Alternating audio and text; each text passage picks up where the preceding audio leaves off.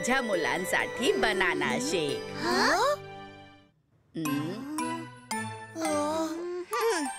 अरे, हे माझ्या मुलांना काय झालं बरं? सगळे तुमच्यावर चिडले आहेत, पण बनाना शेक प्यायला काय हरकत बाबू. अच्छा, ठीक आहे. मी तर माझ्या मुलांचा प्रॉब्लेम सॉल्व्ह करायलाच आले होते. ते काय म्हणता तुम्ही? Story time with Sudhama. हो.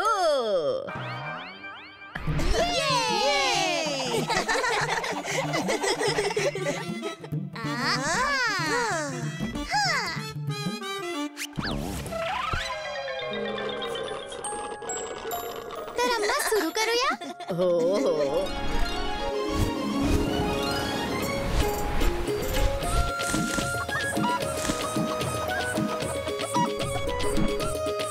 Who was the happiest of them all?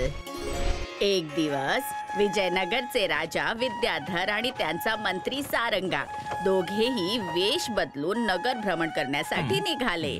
Maharaj Maharaj Maharaj, तुम्हाला कोणी ओळखलं तर गडबड होईल.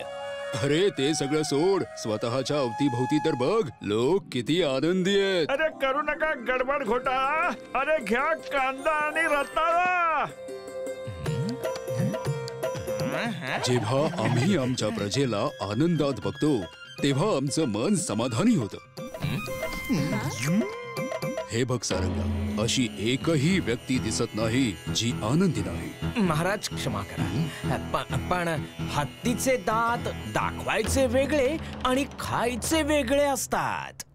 अर्थात जी व्यक्ती संतुष्ट आहे तीच खुश आहे. आता वास्तविकरित्या किती लोक संतुष्ट आहेत याचा शोध घ्यायला हवा ना. जर तुमची आज्ञा असेल तर माझ्याकडे एक योजना आहे महाराज. आमच्यासाठी ही माहिती आवश्यक आहे की तुम्ही सर्वजण खरोखर आनंदी आहात की नाही. आमच्या राज्यात तुमच्या सगळ्या गरजा पुरवल्या जात आहेत किंवा नाही. इथे उपस्थित लोकांपैकी कोणी असा आहे का जो आनंदी नाहीये?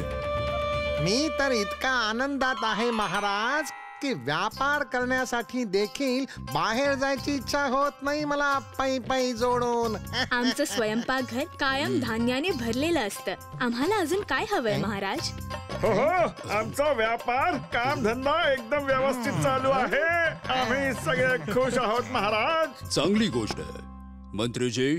महाराज तुमचं म्हणणं ऐकून महाराज खरंच प्रसन्न झाले आणि म्हणूनच उद्या शहरातल्या सगळ्या आनंदी लोकांसाठी शाही बगीचा उघडण्यात येईल. तिथे खूप सारे दुर्लभ फळ आणि फुलं आहेत ज्यांना तुम्ही खाऊही शकता आणि पिशवीत भरून घेऊनही जाऊ शकता. शाही बगीचा, जो राजाचा सगळ्यात प्रिय आणि खास बगीचा होता, जिथे राजाने देश विदेशातून फळं फुलं मागवून तिथे लावली होती. तुम्ही सगळे बगीच्याचा आनंद घ्या.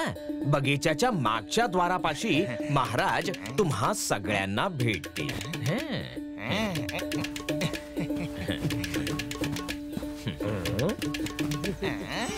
अरे वा, किती छान आणि रसाळ फळं आहेत.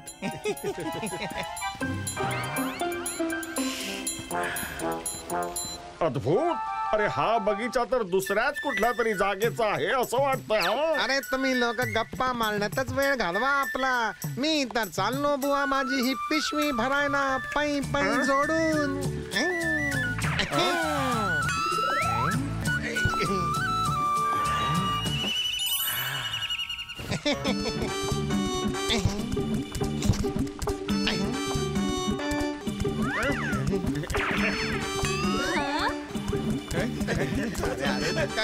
मला पण हवाय ना.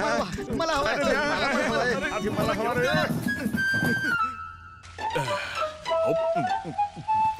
आताशी फक्त अर्धाच बगीचा पाहिलाय आणि पिशवी भरली सुद्धा.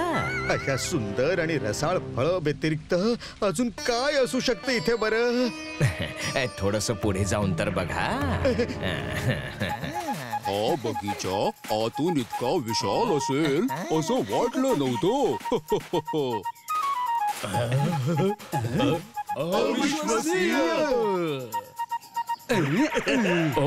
सोनेरी फळ अद्भुत. अरे वा. हिरे मोती जडलेली फुलं. हा बगीचा तर खरंच शाही निघाला.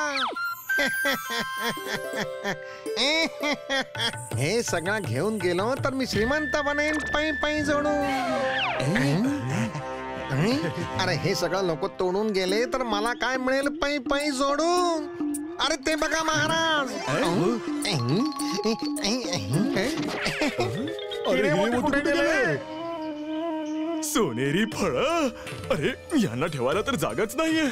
यांना बाहेर काढतो.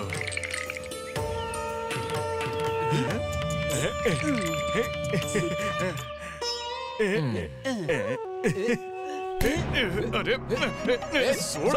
हे माझं आहे. मी घेणार. नाही नाही सोड सोड सोड. हे माझं आहे. माझं आहे.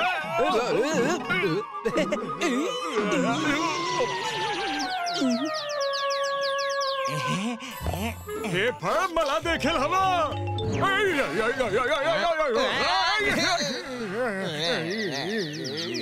जर तुमचं मन आणि पिशवी भरली असेल तर आता निघूया. महाराज आपली वाट बघत आहेत दुसऱ्या द्वारापाशी. हो हो चला मंत्रीजी. अजून थोडी फळं घेतली पाहिजे होती. अगदी बरोबर. महाराजांचा विजय असो.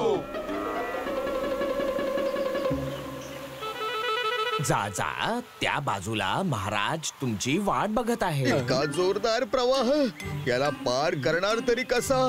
आणि करणार नाही तर महाराजांपर्यंत कसं काय पोहोचणार आम्ही. अरे तुम्ही पण ना.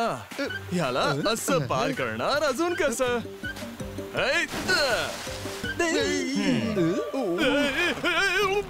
अरे वाचवा.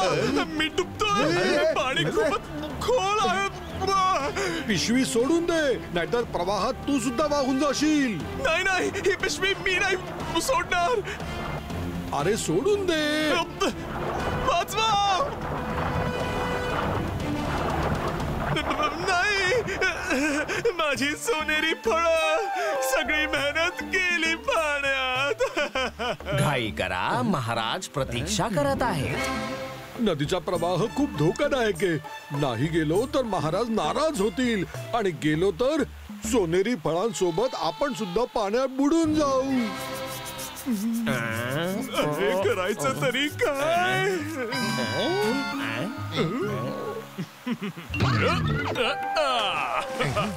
अरे मूर्खा हे काय केलंस. सोनेरी फळ पाण्यात सोडून दिलीस. जर त्या तीरावर राजांना भेटायचं असेल तर वाटतं ही पिशवी इथेच सोडावी लागेल.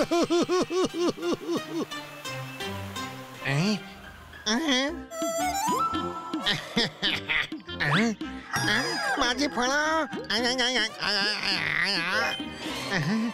काय काय विचार केला होता आणि काय झालाय. पाय पाय जोडून.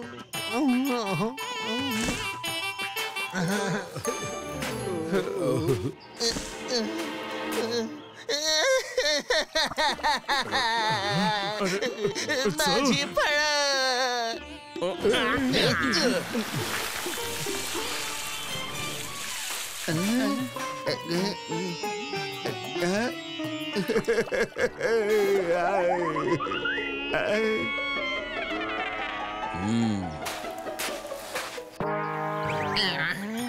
हाती आलं पण लाभला मात्र नाही. काल जी माणसं आपण आनंदी आहोत असं सांगत होती त्यांना सोनेरी फळांच्या हव्यासाने दुःखी झालेलं बघून राजाला वाईट वाटलं. मात्र तिथे एक असा माणूस होता जो आनंदी दिसत होता. त्याला पाहून राजाला आश्चर्य वाटलं. त्याच्या चेहऱ्यावर स्मित हास्य होतं.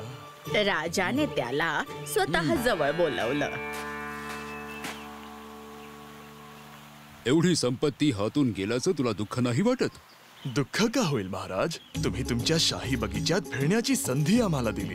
ही तर आनंदाची आणि सन्मानाची बाब आहे. तसंही मी सोनेरी फळं घेतलीच नाही मी तर पोट भरून रसाळ फळं खाल्ली आणि त्यात मी थोडी फळं माझ्या मुलीसाठी घेतली होती, ज्यांना मी नदीत उडी मारण्याआधी सोडून दिलं. म्हणूनच महाराज, जो समाधानी आहे तोच खऱ्या अर्थाने आनंदी आहे. खूप छान सारंगा. शाबास. इतर लोकांनाही तुझ्याकडून हे शिकलं पाहिजे. आणि हो, हे घे शाही बागेतली स्वादिष्ट फळं तुझ्या मुलीसाठी. धन्यवाद महाराज. अरे वा, मज्जाच आली. अम्मा, बरं झालं राजाकडे सारंगासारखा मंत्री होता ते. अगदी बरोबर. पण राजाच का, आपल्या सोबत देखील अशीच माणसं असली पाहिजे जी आपल्याला चूक आणि बरोबर ह्यातलं अंतर दाखवू शकतील. जशी आपल्याकडे आपली अम्मा आहे. अरे. If you like this video, subscribe to our channel Murthy Media. कुठल्याही गप्पात येते मी अलगद, हवं ते चाखते, गट्टम करते, साधा सा खरा खरा किस्सा सांगते. आलेच मी आंबट गोड घेऊन.